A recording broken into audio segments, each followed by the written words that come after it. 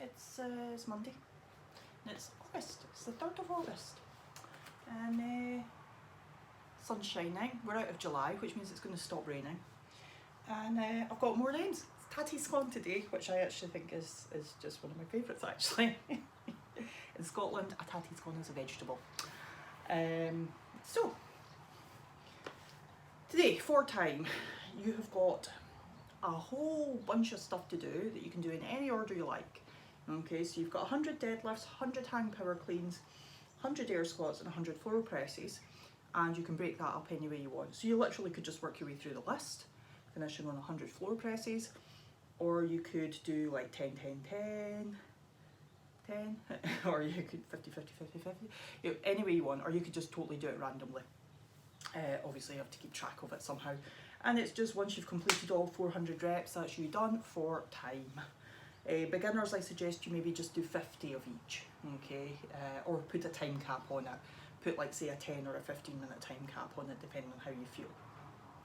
Both of which are fine, totally fine. Got to try and make it doable for yourself if you're a beginner. Actually, not just if you're a beginner. So let's look at this. So the deadlifts. You can do this with a bar if you want. I'm not going to go over that in the video, but you absolutely can use a bar for all the movements. You might want to,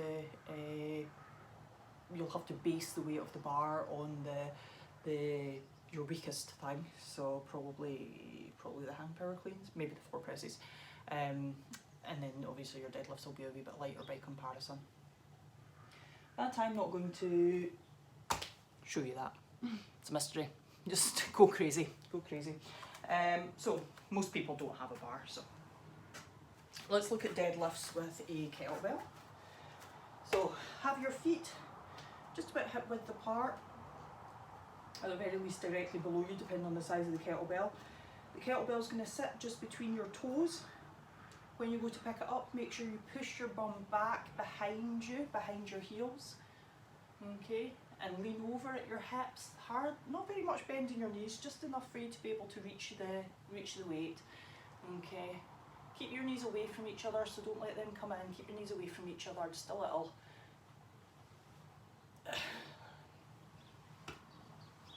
Okay, so that's your deadlift with a kettlebell. It might be that you've got two weights that are a wee bit lighter. Okay, so they're going to touch the ground just to either side of your feet rather than between your feet. So that's your deadlift. Your hang power clean you can do with one weight or with two. So for the hang power clean, you're going to put your feet just a little bit wider, maybe about shoulder width, between hip and shoulder width. So you can either go from between your knees, so it's a hang, so hang, and power means that you don't go into a squat, okay? So the weight comes from knee height, lands on your shoulder, and then you stand. When the weight's down at your knees, make sure your arms stay straight.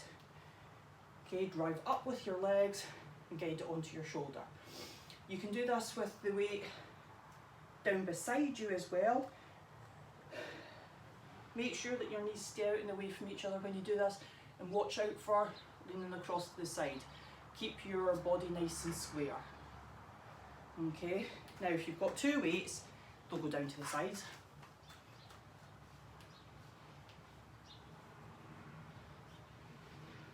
Okay, or if you've got one weight that's a bit heavier that you have to hold with both hands. You get the idea though, the mechanics are the same no matter what, goes from the knee to the shoulder, and there's no squat. So for the air squats, you can stand with your heels below your shoulders, make sure the whole of your foot stays in contact with the ground, knees stay away from each other, and you're trying to get good depth in your squat, okay? So I know that a lot of people are still struggling with their squat depth. It can help to have a target to squat to, so have something that your butt comes down and touches. Something like this, just a wee footstool. But it'd be enough just so that I'd be like, okay, that's good. Just enough so that you can touch it and you can feel the contact. If you're a beginner, then you might want to have something that you could actually sit onto. Okay, make sure your feet are in a good position, keep your knees away from each other, keep your chest up, and you could actually sit down and stand. If you start to get more confident with that, then just touch and stand. And then for the floor presses,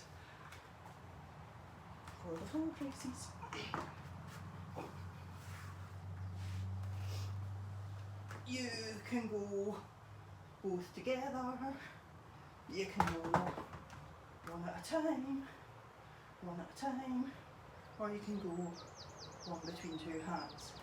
So the idea with the floor presses is your triceps will come into contact with the ground, and then you fully extend your arms at the top. So you have your elbows at about 45 degrees, try and keep your wrist above your elbow,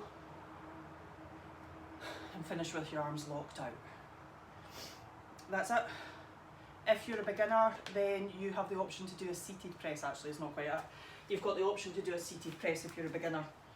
So sit on your chair or on your box, and you can either go single arm together, or you can do two weights at the same time.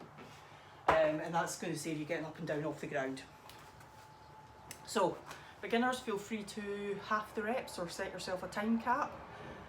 Everyone else, 100 deadlifts, 100 hang power cleans, 100 air squats, 100 floor presses. Choose your weights wisely. Try and stick with the same weight throughout.